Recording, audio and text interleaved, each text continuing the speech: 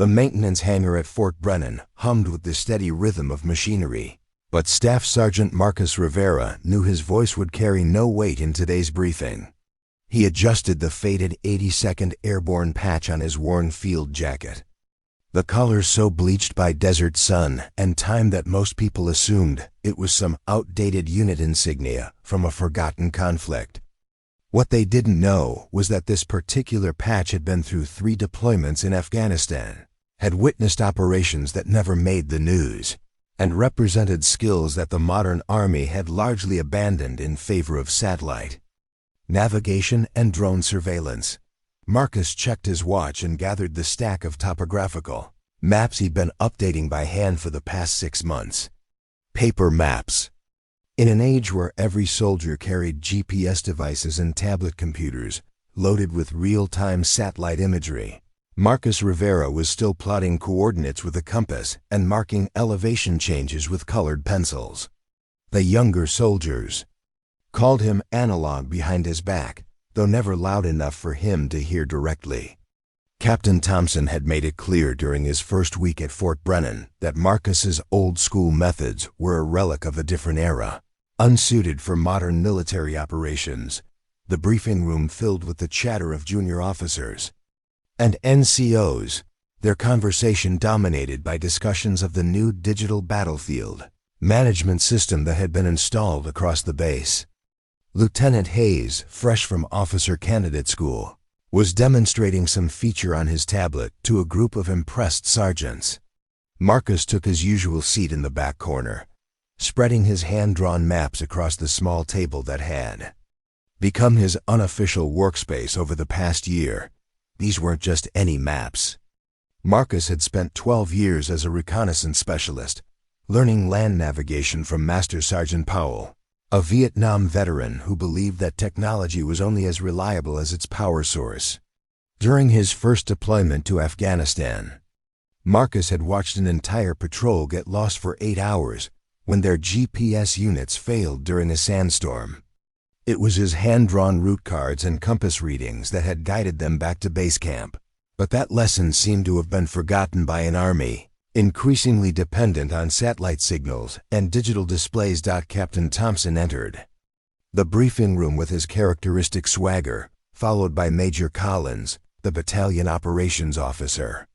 Both men carried tablets loaded with the latest intelligence reports and digital terrain models. Thompson's eyes briefly scanned the room before settling on Marcus's corner table with obvious disapproval. The captain had made his opinions about outdated methodology clear during previous briefings, often using Marcus as an example of resistance to technological progress. "Good morning, everyone," Thompson announced, connecting his tablet to the room's digital display system. "Today we're reviewing the terrain analysis for Operation Mountain Eagle, our upcoming training exercise in the Sangre de Cristo range." The screen filled with a 3-dimensional satellite image of mountainous terrain, complete with GPS coordinates and elevation markers generated by computer algorithms. Marcus studied the digital display with the practiced eye of someone who had learned to read terrain before computers could interpret it for him. The satellite imagery was impressive, showing details that would have been impossible to capture 20 years earlier. But Marcus noticed something that made his stomach tighten with familiar concern. The digital terrain model showed a series of ridgelines and valleys, but the elevation contours seemed inconsistent with the drainage patterns he could observe in the satellite photos. He raised his hand tentatively, knowing from experience that his interruptions were rarely welcomed. "Sir, I'm seeing some discrepancies in the elevation data on the northwestern approach route." Marcus pointed toward his hand-drawn map, where he'd marked several potential issues based on his analysis of the terrain.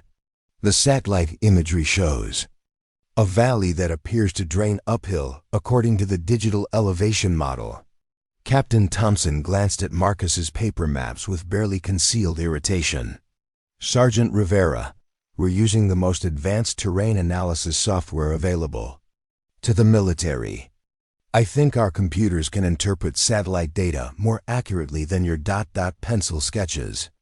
A few chuckles rippled through the room. Though Marcus noticed that some of the older sergeants remained silent, Lieutenant Hayes leaned forward, tablet in hand. The digital model incorporates multiple satellite passes and LiDAR data, Sergeant.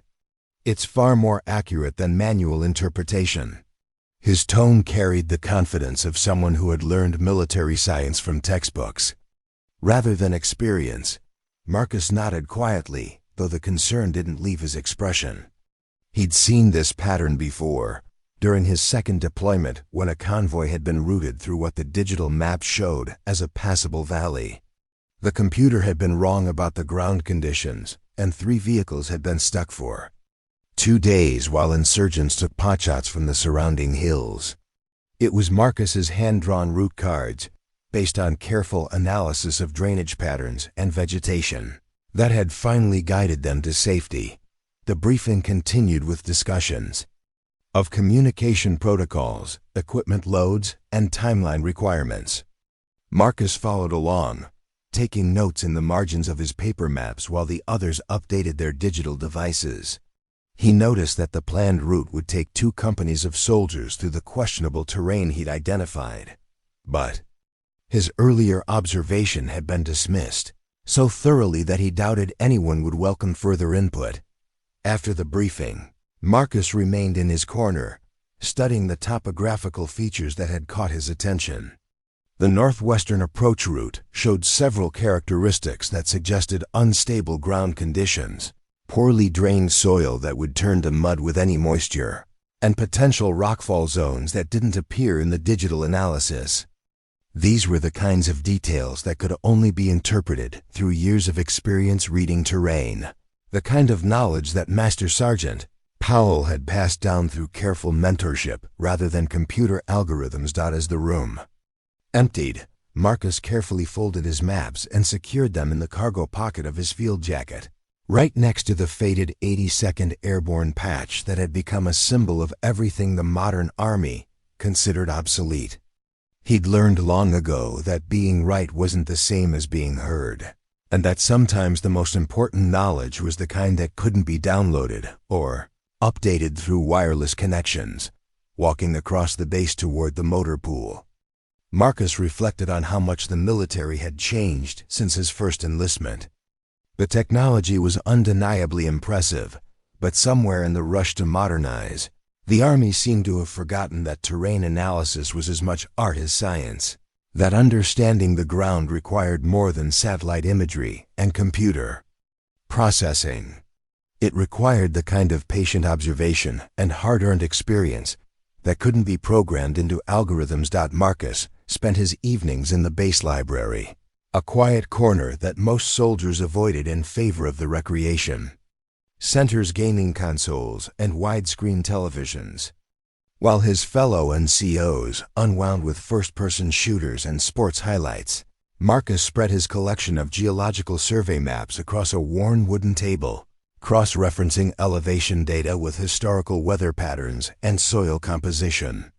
Reports that dated back decades, the library's fluorescent lights, hummed overhead as Marcus traced contour lines with his finger, identifying microterrain features that satellite imagery often missed. He'd developed this habit during his 3rd deployment, when a particularly challenging mission had required his team to navigate through Taliban-controlled territory using only paper maps and compass bearings. The digital systems had been compromised by enemy electronic warfare, leaving his reconnaissance team dependent on skills that most modern soldiers had never been taught. His worn field notebook contained years of accumulated knowledge, hand-drawn sketches of terrain features that had proven tactically significant, notes about soil conditions that affected vehicle mobility, and observations about how different types of vegetation indicated underground water sources or unstable ground. Each page represented hours of careful study and field verification, a personal encyclopedia of terrain analysis that no computer database could replicate. Marcus had learned these techniques from Master Sergeant Powell, who'd served 3 tours in Vietnam before the Army had GPS satellites and digital mapping systems. Powell's approach to reconnaissance was methodical and patient, built on the understanding that surviving in hostile territory required intimate knowledge of the ground, rather than dependence on technology that could fail at the worst possible moment. Those lessons had kept Marcus alive through 12 years of combat deployments, but they seemed increasingly irrelevant in an army that valued speed over thoroughness. Base's terrain analysis section occupied a modern building filled with high-resolution monitors and powerful computers, capable of processing satellite imagery in real time. Marcus walked past this facility every morning on his way to the motor pool, observing through the windows as analysts manipulated three-dimensional terrain models with sophisticated software. Their work was undeniably impressive, generating detailed maps and elevation profiles in minutes rather than the hours Marcus needed for his manual analysis. Yet, Marcus had noticed patterns in their output that concerned him. The computer-generated maps were visually stunning but often missed subtle terrain features that could prove tactically significant. Seasonal drainage patterns that weren't visible in summer satellite photos, vegetation changes that indicated soil instability, elevation variations too small for satellite sensors to detect accurately. These details might seem insignificant to analysts working with digital displays, but Marcus had learned through hard experience that small oversights could have deadly consequences in the field. During his lunch breaks, Marcus often walked the training areas around Fort Brennan, comparing the actual terrain with both digital maps and his hand-drawn surveys. The exercise gave him opportunities to verify his analysis techniques and identify discrepancies between computer models and ground truth. More than once, he discovered that his paper maps more accurately reflected actual conditions than the digital versions that everyone else trusted implicitly. The upcoming Operation Mountain Eagle represented the kind of challenging terrain that had made Marcus's reputation during his deployment years. The Sangre de Cristo Mountains contained complex geological formations, seasonal water sources, and elevation changes that created unique tactical challenges. Marcus had spent weeks studying this area, identifying potential routes that avoided the most hazardous terrain, while providing adequate cover and concealment for moving troops. His analysis had revealed several concerning features along the planned route. The northwestern approach that Captain Thompson favored would take soldiers through an area where recent precipitation had likely saturated clay-heavy soil, creating conditions that could bog down vehicles and slow troop movement to a dangerous crawl. Marcus had identified alternative routes that avoided these problem areas while still achieving the mission objectives, but his recommendations carried no weight in planning sessions dominated by digital analysis. Marcus's personal equipment reflected his commitment to traditional navigation techniques. While other soldiers carried the latest GPS devices and smartphone applications, Marcus maintained a collection of precision compasses, altimeters, and measuring tools that had served reconnaissance specialists for generations. His gear might look primitive compared to modern electronics, but it functioned regardless of battery life, satellite coverage, or enemy jamming attempts. The 82nd Airborne patch on his jacket had witnessed the development of these skills across multiple combat zones. During his first deployment to Afghanistan, Marcus had been assigned to a reconnaissance team responsible for identifying safe routes through insurgent-controlled territory. The work required moving at night through unfamiliar terrain, navigating by compass and dead reckoning, while avoiding enemy patrols and improvised explosive devices. Those missions had taught Marcus that successful reconnaissance depended more on careful preparation and terrain analysis than on advanced technology. The soldiers who survived were those who studied maps thoroughly, understood how terrain affected movement and visibility, and maintained backup plans when primary systems failed. Digital devices were useful tools, but they were supplements to fundamental skills rather than replacements for them. Marcus's reputation among the older NCOs reflected their understanding of his capabilities, even if the younger officers dismissed his methods as outdated. Sergeants First Class Morrison and Jackson, both veterans of multiple deployments, occasionally sought Marcus's input on terrain analysis problems that their digital tools couldn't resolve satisfactorily. These informal consultations reminded Marcus that his skills retained value, even in an organization increasingly focused on technological solutions. The contrast between Marcus's methodical approach and the modern Army's preference for rapid digital analysis created daily friction that wore on his patience and professional satisfaction. He understood the appeal of computer-generated maps and real-time satellite imagery, but he also recognized the limitations that others seemed reluctant to acknowledge. Technology could enhance human analysis, but it couldn't replace the judgment and experience that came from years of studying terrain under combat conditions. As evening approached and the library prepared to close, Marcus carefully packed his maps and notebooks, securing them in the cargo pockets that had become his mobile office. Tomorrow would bring another day of watching younger soldiers trust computer screens while he continued his quiet preparation for challenges that digital systems might not anticipate.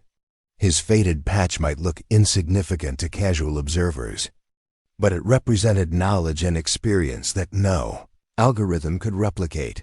Captain Thompson arrived at Fort Brennan with a reputation for modernizing training operations and a mandate from battalion command to streamline outdated procedures. His first week included a comprehensive review of personnel assignments, equipment inventories, and training methodologies that he considered inconsistent with contemporary military doctrine. Thompson's background included a master's degree in military science and experience with the Army's newest digital battlefield management systems, credentials that made him confident in his ability to identify inefficiencies in traditional approaches. During his initial assessment of the reconnaissance section, Thompson had been particularly critical of what he termed legacy methodologies that consumed time and resources without providing measurable improvements in operational effectiveness. His report to Major Collins specifically mentioned concerns about personnel who resisted adopting standardized digital platforms in favor of manual processes that belonged in military museums rather than active training environments. Marcus's workspace became a particular focus of Thompson's attention. The captain made frequent visits to observe Marcus's map-making process, often accompanied by junior officers who nodded approvingly as Thompson explained how modern technology had eliminated the need for hand-drawn terrain analysis. These demonstrations served a dual purpose: educating younger soldiers about preferred methodologies, while establishing clear expectations about acceptable practices within the unit. Lieutenant Hayes proved to be Thompson's most enthusiastic supporter in promoting digital alternatives to traditional reconnaissance techniques. Fresh from advanced training courses that emphasized technological integration, Hayes possessed detailed knowledge of the latest battlefield management software and frequently volunteered to demonstrate superior capabilities of computer-generated analysis. His presentations to enlisted personnel included side-by-side comparisons, showing how digital tools could produce more detailed maps in a fraction of the time required for manual methods.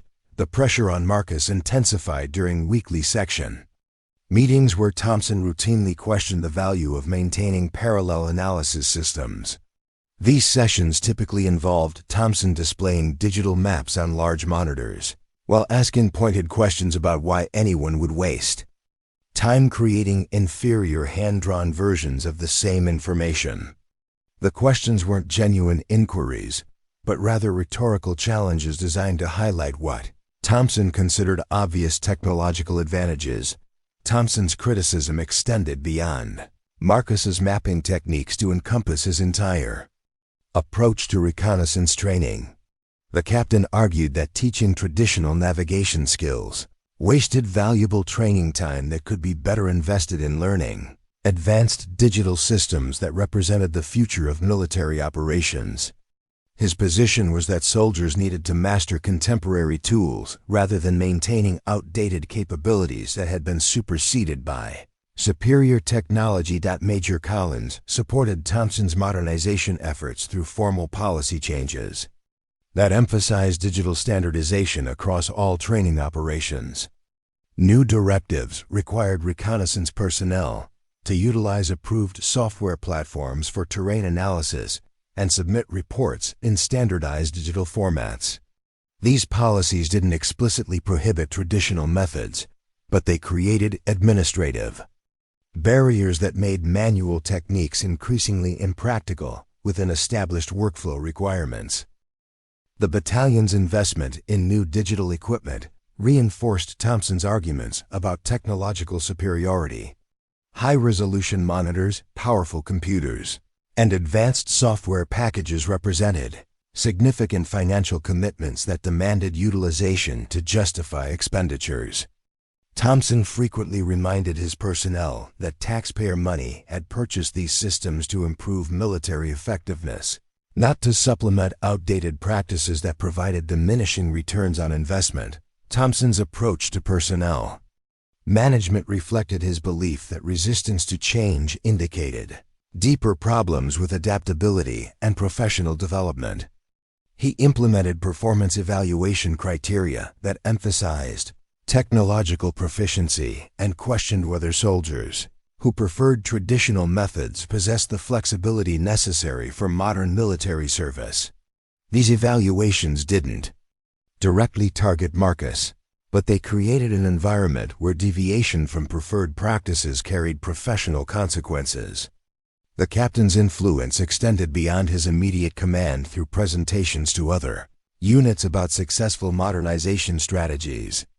Thompson became a featured speaker at professional development sessions where he described techniques for overcoming resistance to technological change and improving operational efficiency through standardized digital procedures. His presentations included specific examples of outdated practices that had been successfully eliminated through proper leadership and clear expectations. Lieutenant Colonel Patterson, the brigade operations officer, visited Fort Brennan to observe Thompson's modernization program and assess its potential for implementation across other units. The visit included demonstrations of digital terrain analysis capabilities and briefings about improved efficiency metrics that resulted from standardizing procedures. Patterson's positive evaluation of Thompson's leadership enhanced the captain's reputation and provided additional support for his technological initiatives. Thompson's relationship with Marcus became increasingly strained as the captain's criticism grew more direct and public. During training exercises, Thompson made pointed observations about time wasted on manual procedures while digital alternatives sat unused. He questioned whether personnel who couldn't adapt to modern systems belonged in positions requiring technical proficiency and suggested that alternative assignments might better suit soldiers with traditional skill sets. The captain's comments about Marcus's 82nd Airborne patch reflected his broader attitude toward military traditions that he considered obstacles to progress. Thompson frequently noted that past service, regardless of distinction, didn't justify resistance to contemporary standards or exemption from current requirements.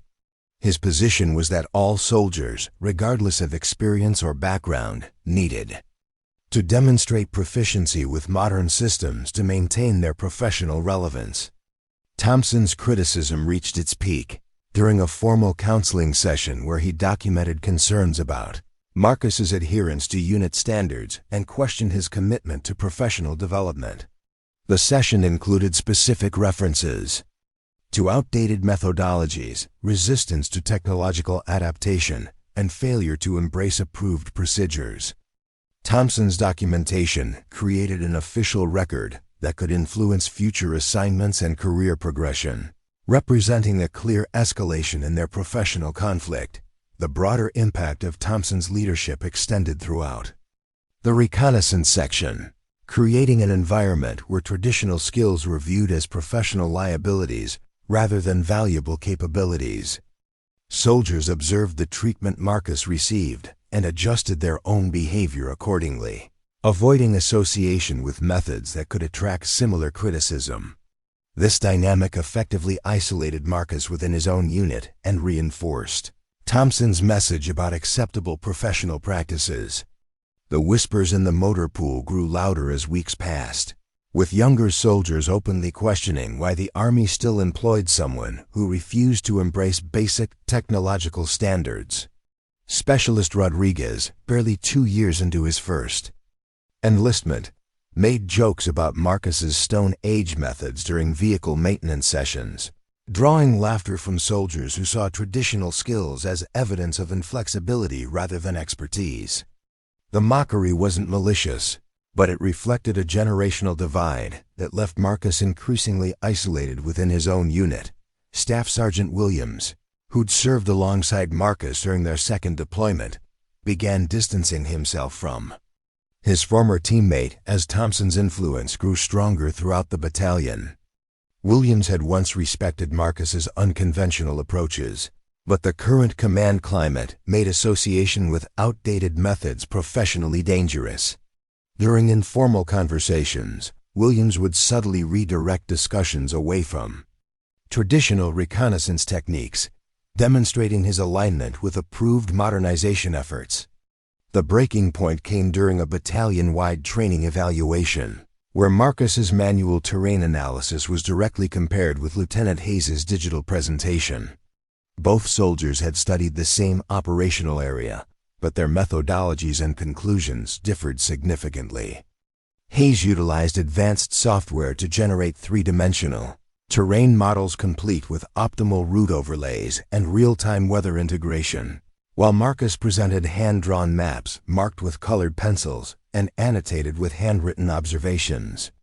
Thompson orchestrated the comparison as an educational demonstration for visiting officers from other units, positioning the evaluation as evidence of technological superiority rather than a genuine assessment of analytical accuracy.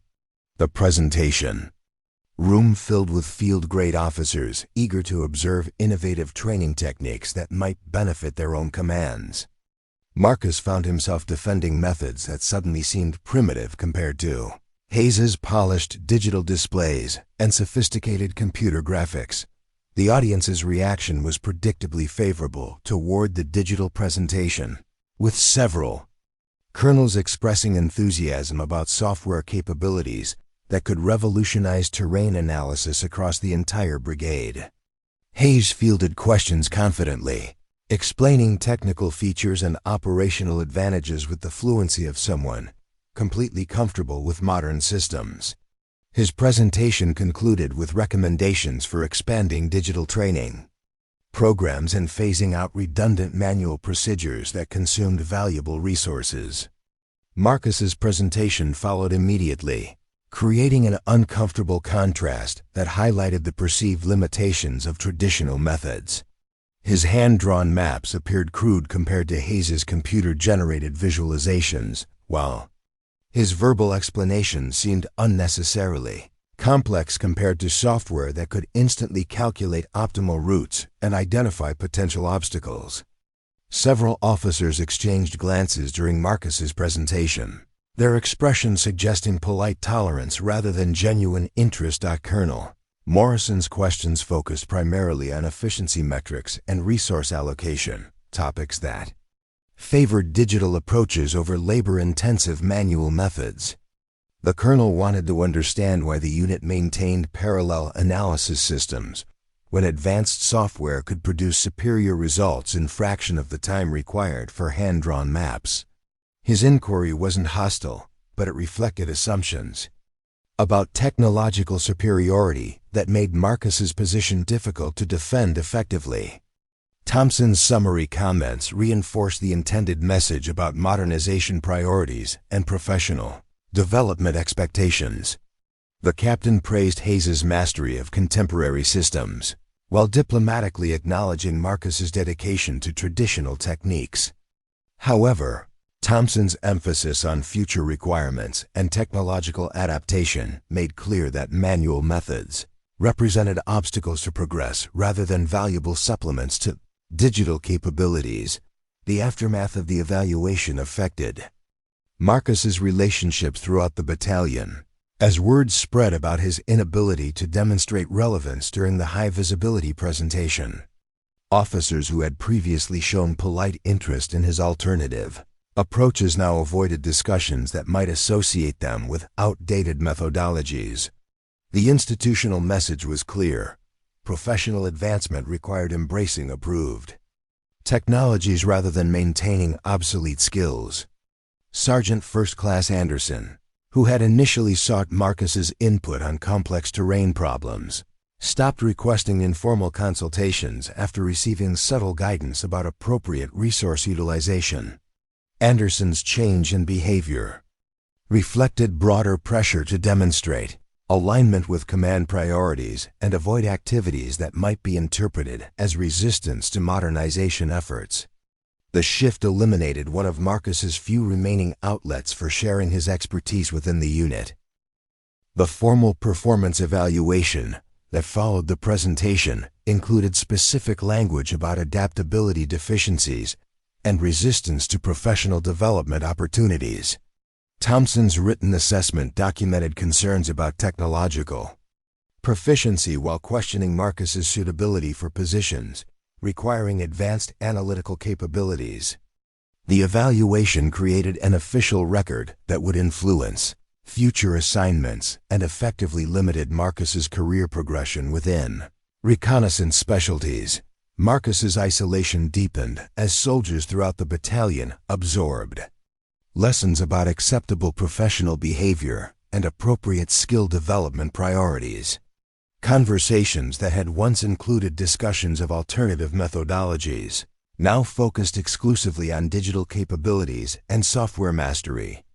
The cultural shift reflected Thompson's successful implementation of modernization objectives, but it also eliminated institutional memory about traditional techniques that had proven valuable under challenging conditions. The pressure extended beyond professional evaluations to include social dynamics that made Marcus's position increasingly uncomfortable. Informal gatherings among reconnaissance personnel excluded him from discussions about new equipment and advanced training opportunities.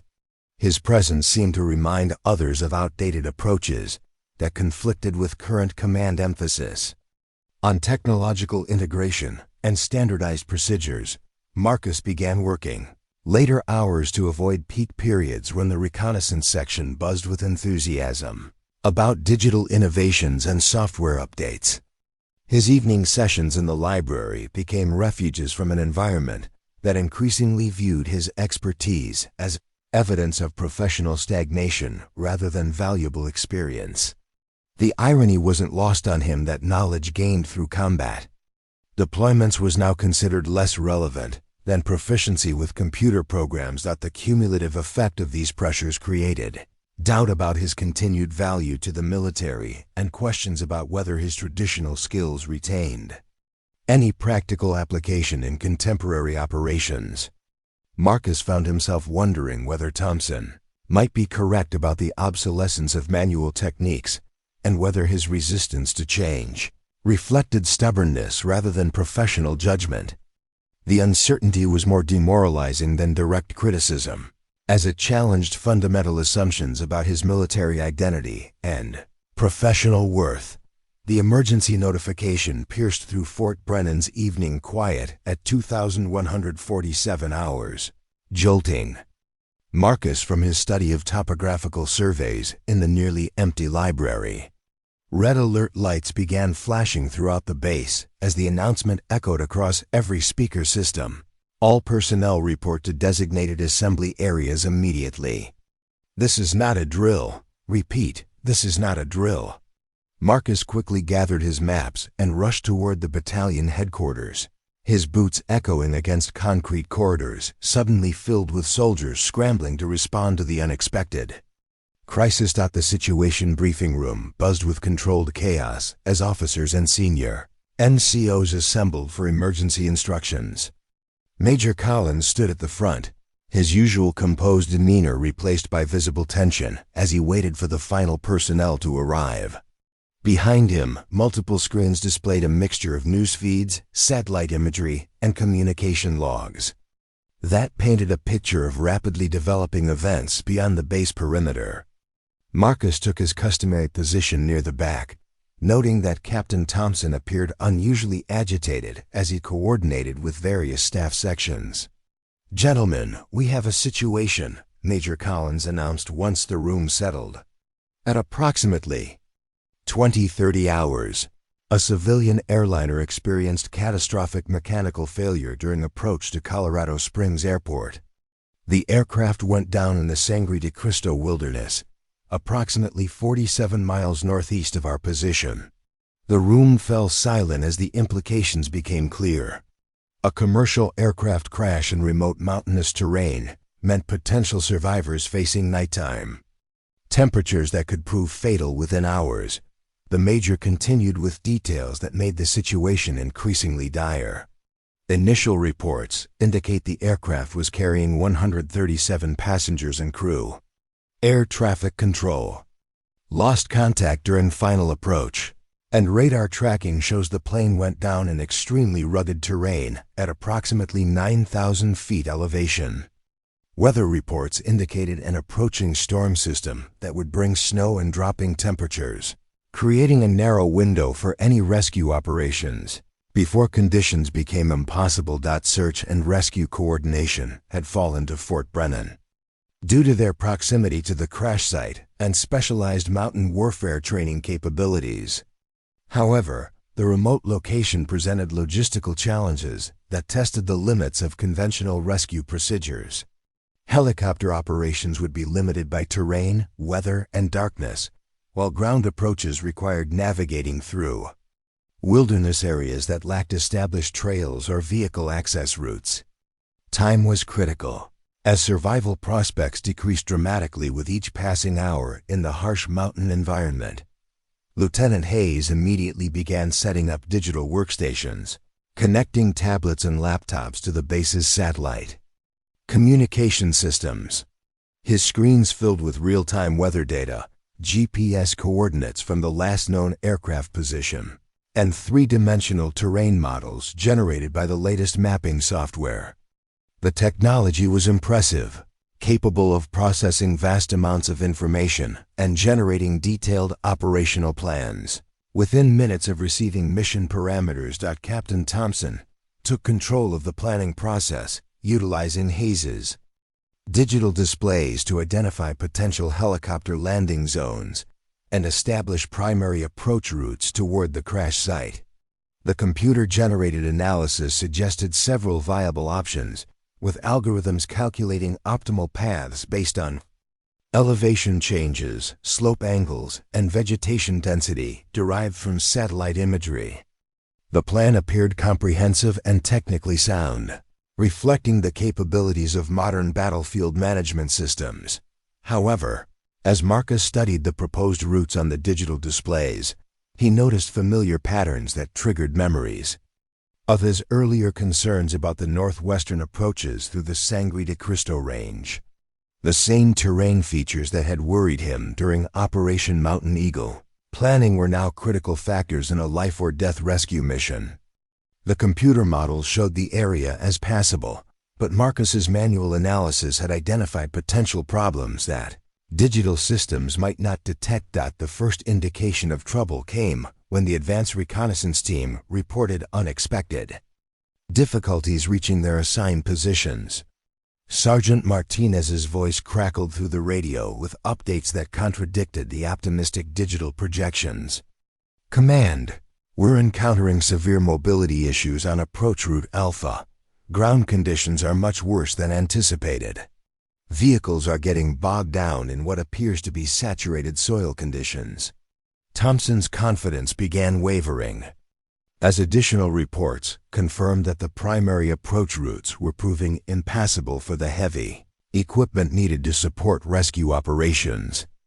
The digital terrain models had indicated stable ground conditions, but actual reconnaissance teams were discovering mud, unstable surfaces, and drainage problems that made vehicle movement extremely difficult.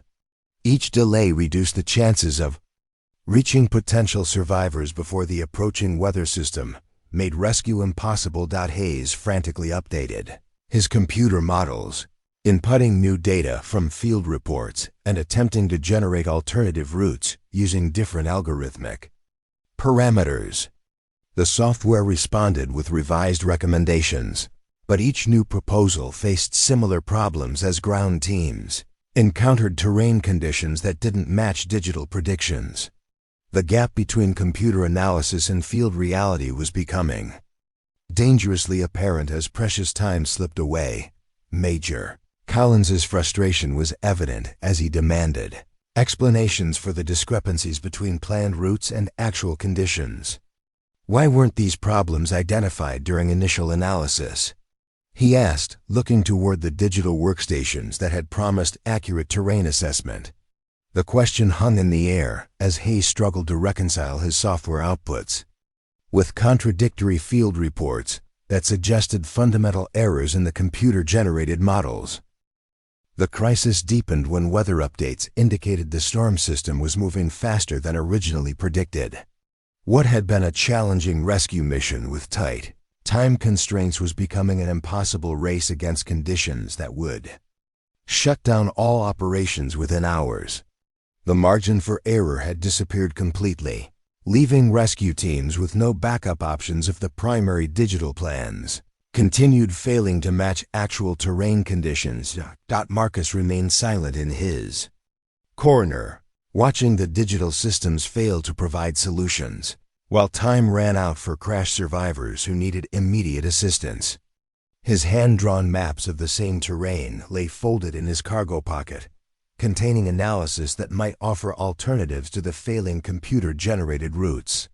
But speaking up would mean challenging the entire technological framework that Thompson had built his reputation on, risking further professional consequences while lives hung in the balance.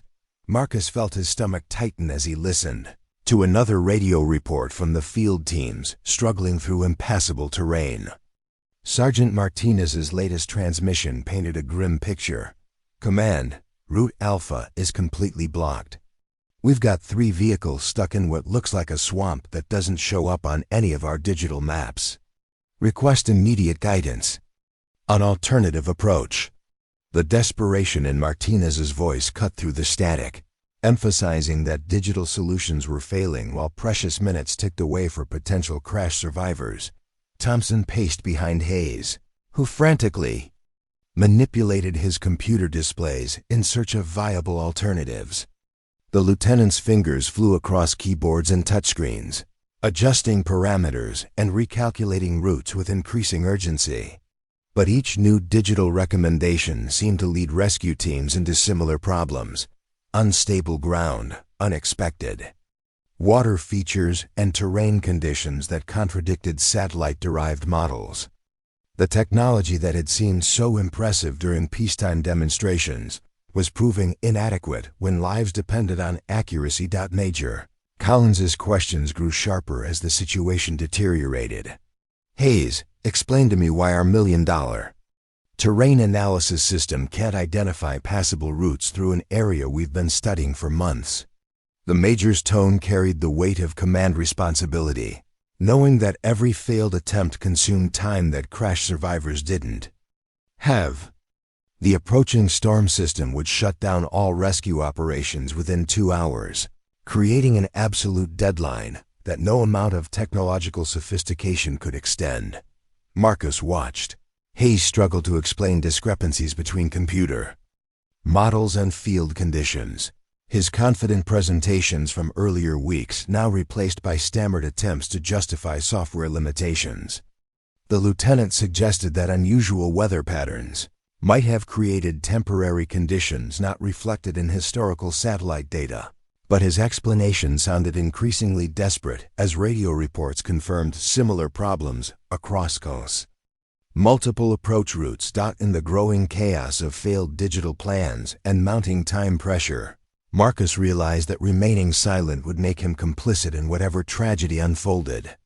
His hand moved to the cargo pocket containing maps he'd drawn based on decades of terrain analysis experience, studies that had identified the exact problems now stopping rescue teams. The decision to speak up meant risking everything Thompson had threatened. But the alternative was watching people die while he protected his own career prospects. Marcus stood slowly, feeling every eye in the room turn toward him as he moved from his corner position to the front where the failing digital displays continued cycling through inadequate solutions. Thompson's expression immediately hardened, recognizing the challenge that Marcus's movement represented. "Sergeant Rivera, return to your seat. We're handling this situation with appropriate resources." The captain's voice carried clear, warning about the consequences of interference during a critical operation. But Marcus had already committed to his course of action, pulling the folded topographical maps from his pocket and spreading them across the nearest table. "Sir, I have alternative route analysis that might solve the mobility problems." His voice remained steady despite the weight of the moment, years of combat experience helping him focus on the mission rather than personal consequences. The hand-drawn maps contrasted sharply with the sophisticated digital displays, but they contained information that could mean the difference between success and failure. Thompson moved quickly to shut down what he perceived as unprofessional grandstanding during a crisis situation. "Rivera, put those away immediately. We don't have time for your hobby maps when we're dealing with a real emergency." The captain's dismissal was automatic, reflecting months of conditioning that treated Marcus's traditional methods as obstacles rather than potential solutions. But Major Collins raised his hand, stopping Thompson's intervention before it could escalate. "Wait," the major said, studying Marcus's maps with the desperate attention of someone whose options were rapidly disappearing. "Show me what you've got, Sergeant." Collins moved closer to examine the hand-drawn analysis, noting details that weren't visible on the digital displays. Marcus's maps showed drainage patterns, seasonal water accumulation areas, and soil composition variations that explained exactly why rescue teams were encountering unexpected obstacles. Marcus pointed to specific features on his maps, explaining how recent precipitation had saturated clay-heavy soils and areas the digital model showed as stable. The northwestern approaches funnel runoff into low-lying areas that become impassable after any significant moisture, he said, tracing the problematic routes with his finger. "But there's an alternative path along this ridgeline that avoids the drainage problems entirely." His analysis revealed a route that utilized higher ground to bypass the terrain features that were stopping mechanized rescue teams. The room fell silent as officers studied Marcus's alternative proposal, comparing his hand-drawn features with their expensive digital systems. Hayes attempted to locate the ridgeline route on his computer displays, but the satellite imagery lacked sufficient resolution to clearly identify the subtle terrain variations that Marcus had marked through careful manual analysis.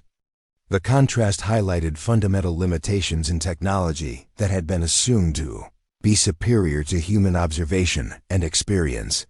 Thompson's resistance intensified as he realized the implications of Marcus's intervention. Accepting alternative analysis would essentially admit that months of modernization efforts had been misguided, that traditional skills retained value despite official emphasis on technological solutions. "Major, we can't base rescue operations on hand-drawn maps when we have verified satellite data available," Thompson argued, his professional reputation now tied to defending digital systems, regardless of their current performance. But Collins was already radioing field commanders with Marcus's route recommendations, prioritizing mission success over technological preferences. "All teams, we have alternative approach guidance. Stand by for new coordinates and routing instructions."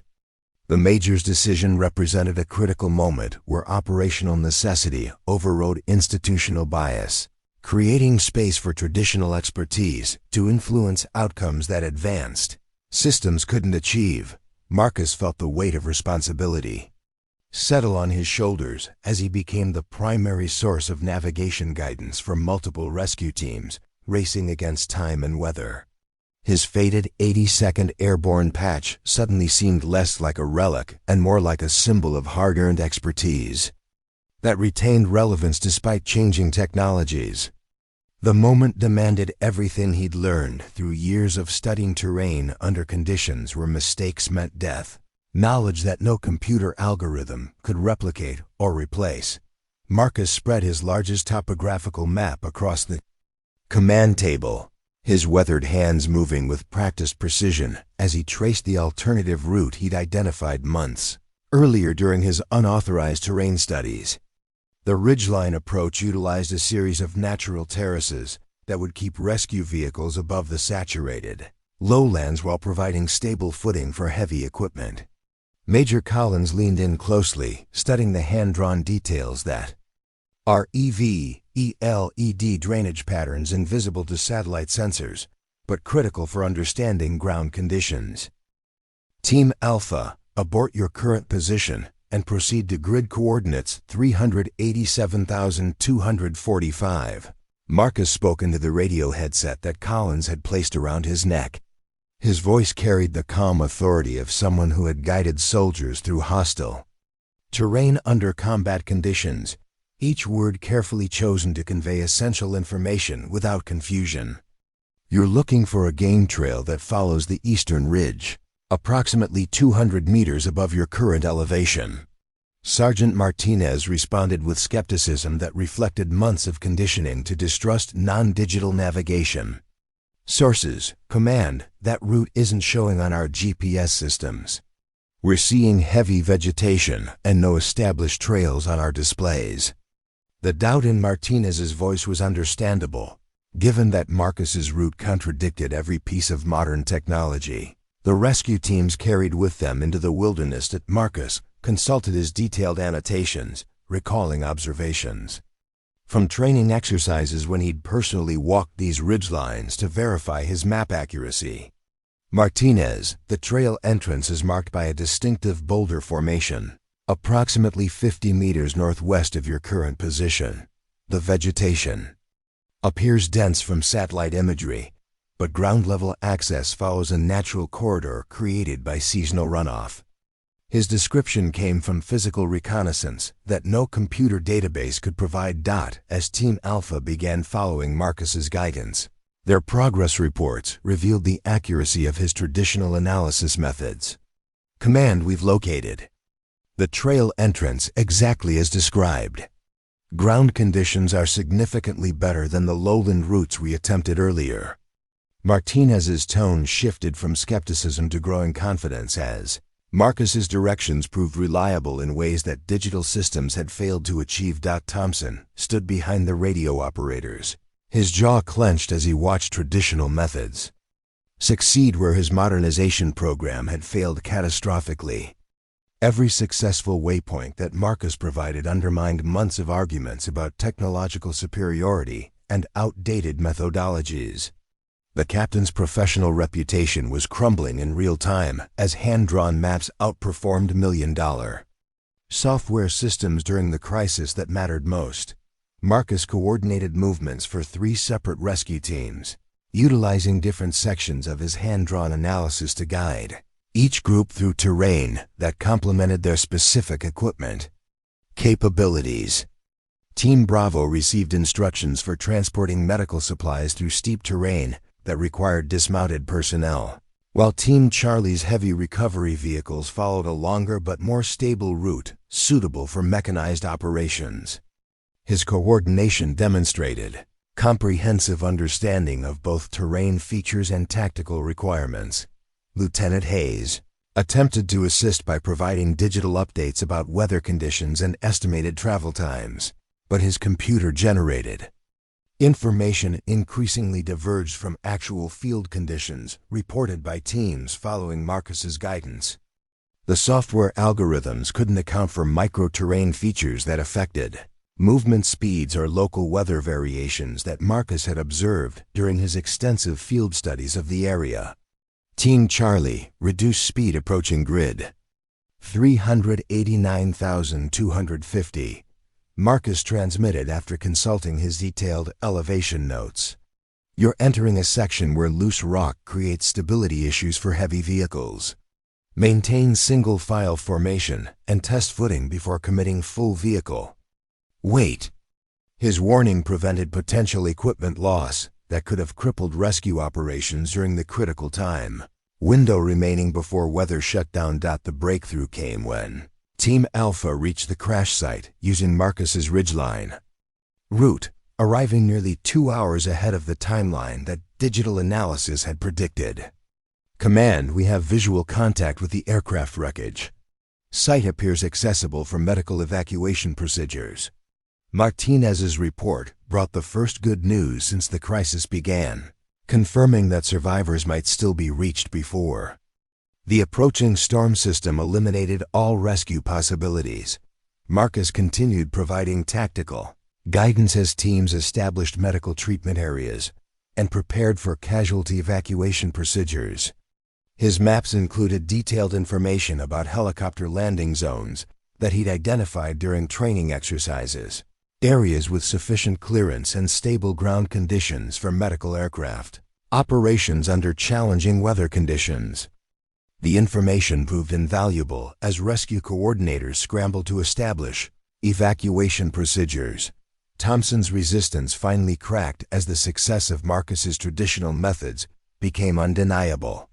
How did you know about terrain conditions? That didn't show up on satellite imagery? The captain asked, his tone shifting from dismissive to genuinely curious. The question represented a fundamental change in Thompson's perspective, acknowledging limitations in systems he'd previously considered infallible. Marcus pulled out his field notebook, showing pages of handwritten observations accumulated during years of personal terrain reconnaissance. I walked these ridgelines during off-duty hours, checking drainage patterns after different weather events and documenting seasonal changes that affect ground stability. He explained, satellite data shows what terrain looks like from above, but understanding how it behaves requires physical observation over extended periods. The rescue operation's success became apparent as teams reported contact with survivors and successful establishment of evacuation procedures. Marcus's routes had enabled rescue teams to reach the crash site, establish medical treatment capabilities, and prepare for helicopter evacuations before weather conditions deteriorated beyond operational limits. His traditional analysis had accomplished what advanced digital systems couldn't achieve under pressure. Major Collins approached Marcus as radio reports confirmed successful evacuation of the first group of survivors. Sergeant Rivera, your terrain analysis may have saved dozens of lives tonight, the major said, extending his hand in recognition of Marcus's contribution. The gesture represented official acknowledgement that traditional skills retained critical value despite institutional emphasis on technological solutions. As helicopter evacuation procedures continued throughout the night, Marcus maintained coordination responsibilities while reflecting on the evening's events. His fated 82nd Airborne patch had witnessed another successful mission where traditional military skills proved essential when modern systems failed under pressure. The crisis had demonstrated that technological advancement couldn't replace human expertise gained through patient observation and careful study of terrain under various conditions. The first light of dawn revealed the full scope of the night's rescue operation as helicopter after helicopter lifted off from the mountain landing zones that Marcus had identified in his hand-drawn maps. 123 survivors had been successfully evacuated from the crash site, with only 14 fatalities from the initial impact. The success rate exceeded all expectations for a nighttime mountain rescue in deteriorating weather conditions, and every medical professional involved acknowledged that the rapid response had prevented what could have been a catastrophic loss of life from exposure and untreated injuries. Major Collins stood in the command center, reviewing after-action reports that painted a clear picture of how the operation had unfolded. Digital terrain analysis had failed at every critical juncture, leading rescue teams into impassable terrain and consuming precious hours while survivors faced life-threatening conditions. Traditional methods employed by Marcus had succeeded where advanced technology had failed. enabling rescue teams to reach the crash site and establish evacuation procedures before weather conditions made operations impossible. The Major's preliminary report to brigade headquarters detailed the technological failures that had nearly derailed the rescue mission, contrasting them with the success achieved through traditional terrain analysis techniques. His documentation would influence policy decisions across multiple units as commanders grappled with questions about over-reliance on digital systems and the continued value of traditional military skills that many had considered obsolete. Captain Thompson requested a private meeting with Marcus in his office, the same space where he'd delivered months of criticism about outdated methodologies and resistance to technological progress. The captain's demeanor had changed completely from the arrogant confidence that had characterized their previous interactions. Thompson's expression showed genuine humility as he gestured for Marcus to take a seat across from his desk, the power dynamic between them fundamentally altered by the night's events. "Sergeant Rivera, I owe you more than an apology," Thompson began, his voice lacking the dismissive tone that had become his trademark when discussing traditional methods. "My actions over the past months were based on assumptions that proved dangerously wrong when they mattered most." The captain's admission represented a complete reversal of his position on technological superiority and Marcus's professional value within the unit. Thompson continued with details that revealed the depth of his reconsideration. "I've been thinking all night about what would have happened if you hadn't spoken up. How many people would have died because I was too proud to consider that my approach might be flawed."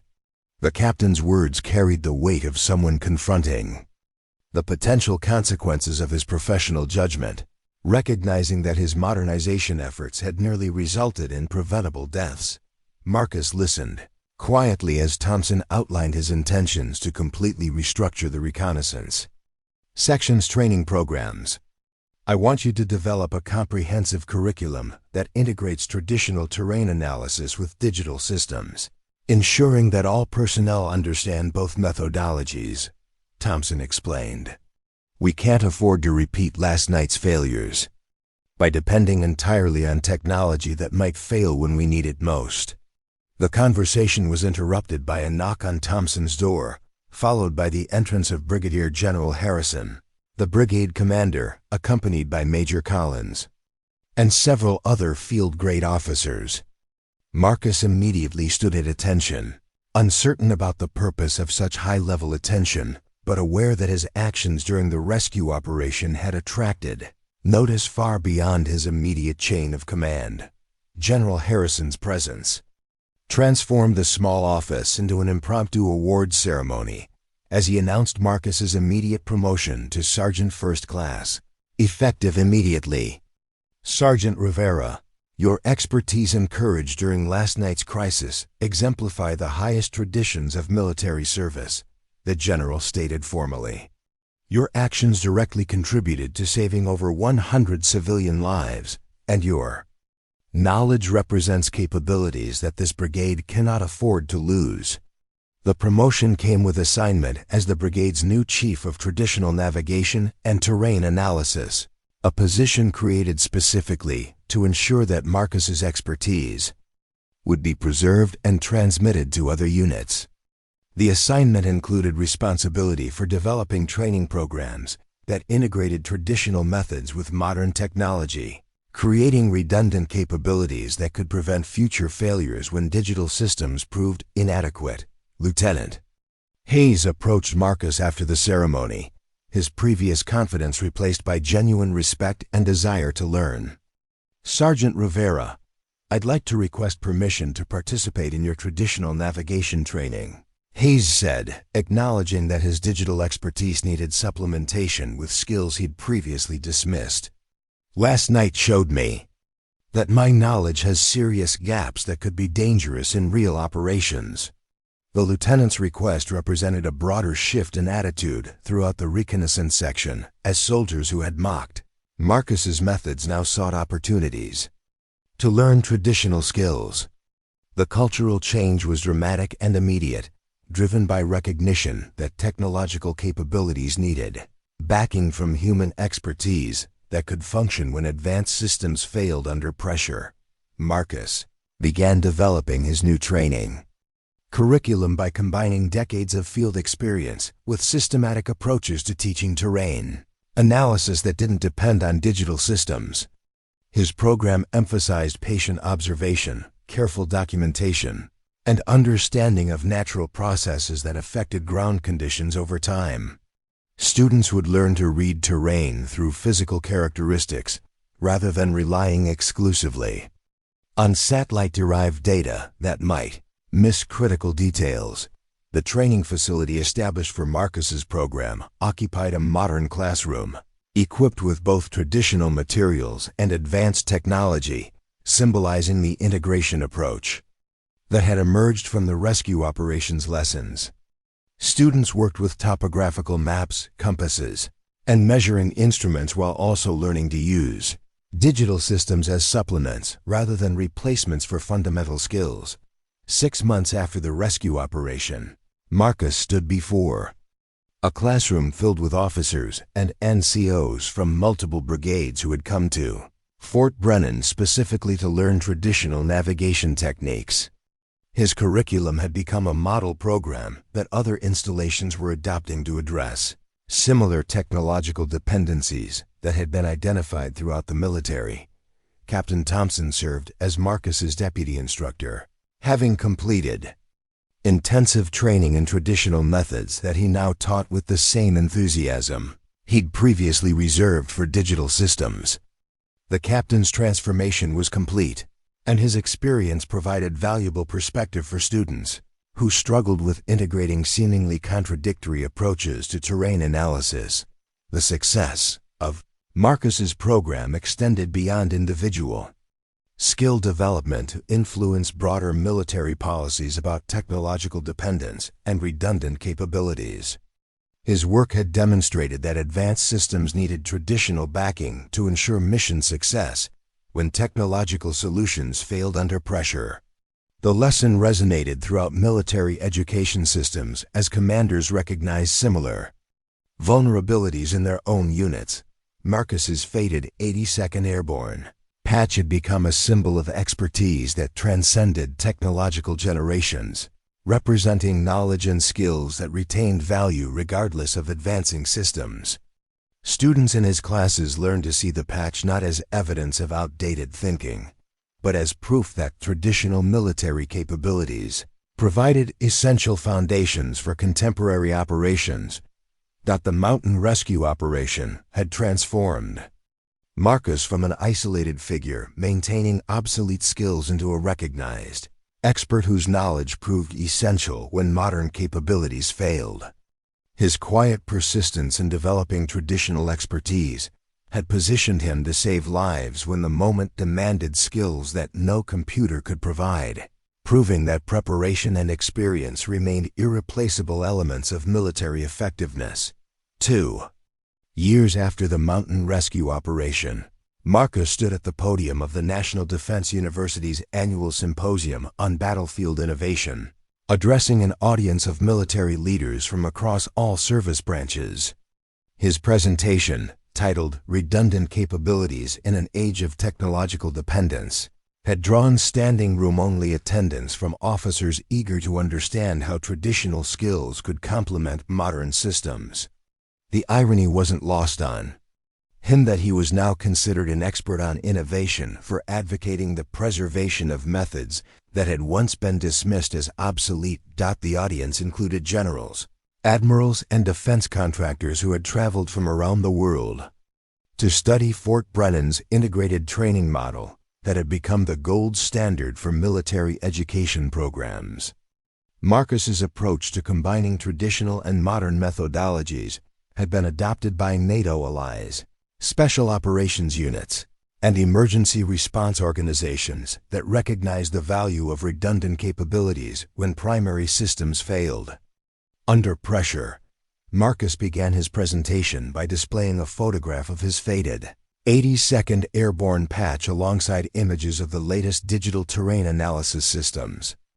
This patch represents 30 years of accumulated knowledge about reading terrain, understanding weather patterns, and navigating through hostile environments using skills that predate satellite technology. He explained to the audience, these computers represent the most advanced battlefield management capabilities ever developed. The question isn't which approach is superior, but how we integrate both to create capabilities that neither could achieve alone. His presentation included case studies from recent operations where traditional skills had prevented mission failures caused by technological limitations. A special forces team in Afghanistan had successfully completed a reconnaissance mission after GPS jamming eliminated their primary navigation systems, using compass and map techniques that Marcus had taught. During cross-training exercises, hurricane response teams in Puerto Rico had maintained communication and coordination capabilities when digital networks failed, utilizing traditional signaling methods that supplemented damaged electronic systems. The audience was particularly interested in Marcus's analysis of why technological dependence had become so pervasive throughout military organizations. We've created a generation of soldiers who can operate sophisticated equipment but may not understand the fundamental principles that the technology is designed to enhance, Marcus explained. When systems fail, as they inevitably do under combat stress, these soldiers lack the foundational skills necessary to accomplish their missions through alternative methods. General Morrison, now serving as the Army's Deputy Chief of Staff for Training, introduced a policy initiative based on Marcus's recommendations that would require all soldiers to demonstrate proficiency in traditional navigation and communication techniques before advancing to leadership positions.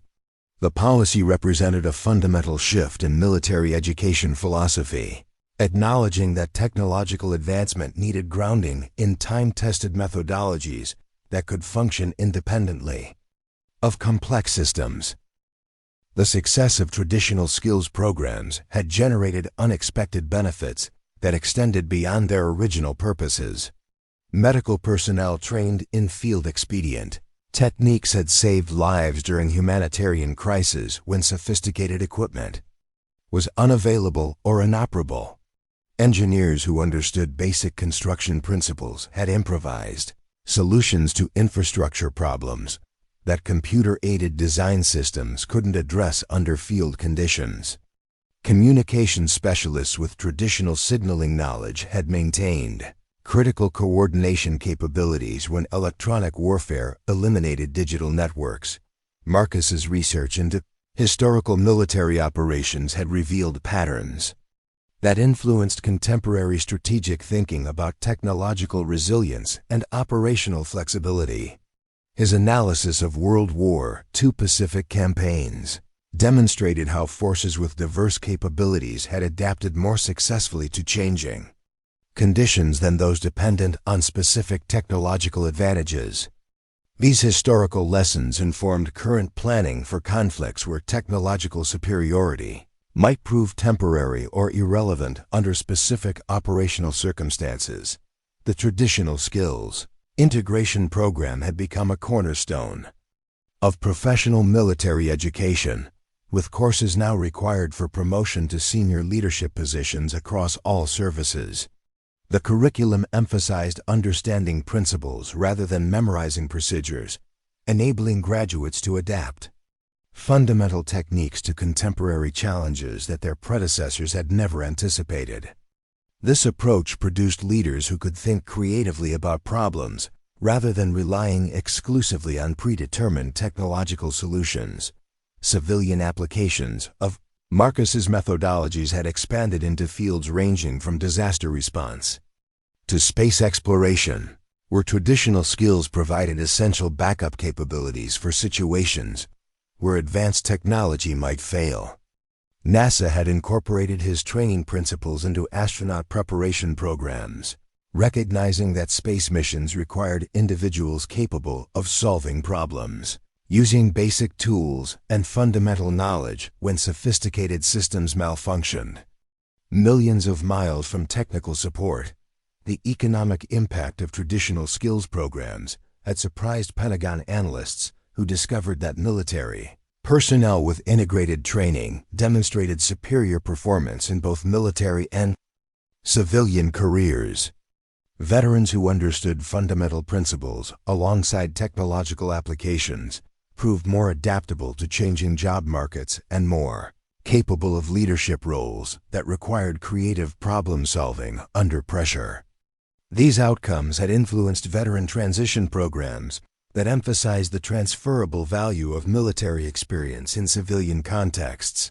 Marcus's influence on military culture extended beyond formal training programs to affect how service members approached professional development and career planning. The stigma that had once attached to traditional methods had been replaced by recognition that comprehensive expertise required mastery of both historical and contemporary approaches to military challenges. Young soldiers now sought mentorship from experienced personnel who could teach time-tested techniques alongside modern procedures. The faded 82nd Airborne patch that had once symbolized Marcus's isolation had become an icon representing the enduring value of individual expertise and preparation in military service. Replicas of the patch were now awarded to graduates of advanced traditional skills courses, creating a community of practitioners who understood that technological advancement enhanced rather than replaced fundamental military capabilities. The symbol connected contemporary service members with generations of soldiers who had faced similar challenges using different tools but identical principles. Research initiatives funded through Marcus's office were developing new approaches to military education that integrated traditional knowledge with emerging technologies in ways that strengthened both methodologies. Artificial intelligence systems were being programmed with traditional navigation principles to provide more robust performance when satellite signals were unavailable. Virtual reality training programs incorporated traditional teaching methods to help students understand fundamental concepts that purely digital instruction often failed to convey effectively. The global recognition of Marcus's contributions included honorary doctorates from military academies and universities that studied his impact on military education philosophy. International conferences regularly featured presentations about his methodologies, while academic journals published research documenting the effectiveness of integrated training approaches in various operational contexts. His work had transcended military applications to influence educational theory about balancing technological tools with fundamental knowledge. Across multiple disciplines, Marcus's legacy was being preserved through comprehensive documentation of his training methodologies and philosophical approaches to military education. Video recordings of his presentations, detailed curriculum guides, and case studies of successful program implementations were being archived to ensure that future generations could understand and build upon his contributions. The documentation project reflected recognition that individual expertise represented institutional knowledge that required careful preservation and transmission. The mountain rescue operation that had catalyzed Marcus's transformation from dismissed traditionalist to influential advisor had become a defining moment in military education history, demonstrating how individual preparation and expertise could affect outcomes far beyond their immediate applications. The operations lessons continued to resonate through training programs that emphasized readiness for challenges that existing systems might not adequately address, ensuring that future military leaders would understand the enduring value of comprehensive preparation in an uncertain world. The Bronze Memorial at Fort Benning's Traditional Skills Training Center immortalized the moment that had changed military education forever, depicting Marcus Rivera studying his hand-drawn maps, while rescue helicopters filled the background sky. The inscription reads simply, "Preparation meets opportunity when lives depend on knowledge that technology cannot provide." Every graduating class gathered before this memorial to understand that their training represented more than academic Exercise, it embodied the principle that individual expertise could prove decisive when institutional systems failed. Brigadier General Rivera, as Marcus had become following his final promotion before retirement, spent his last active duty months establishing the Rivera Institute for Military Readiness at the National Defense University. The Institute's mission focused on identifying potential technological vulnerabilities across military systems and developing traditional backup capabilities that could maintain operational effectiveness under any conditions. His approach emphasized anticipating failure rather than assuming technological invincibility.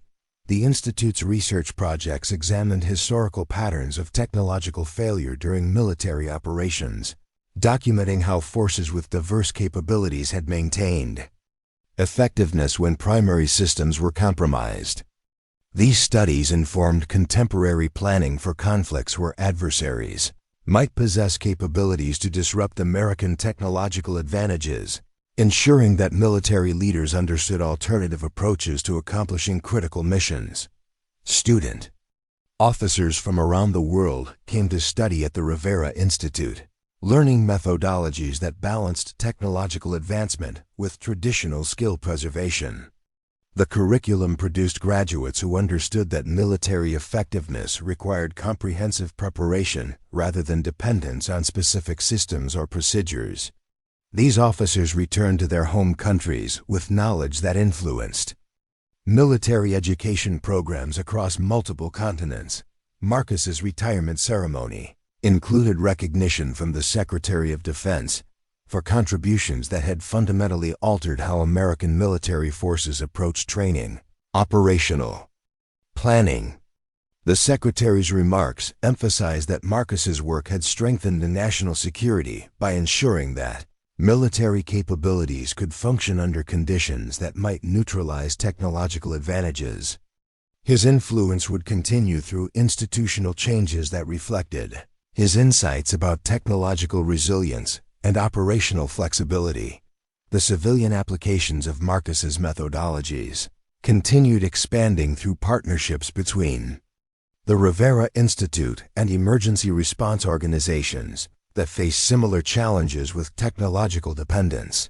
Firefighting agencies, search and rescue teams, and disaster response units had all benefited from training that emphasized traditional skills alongside modern equipment.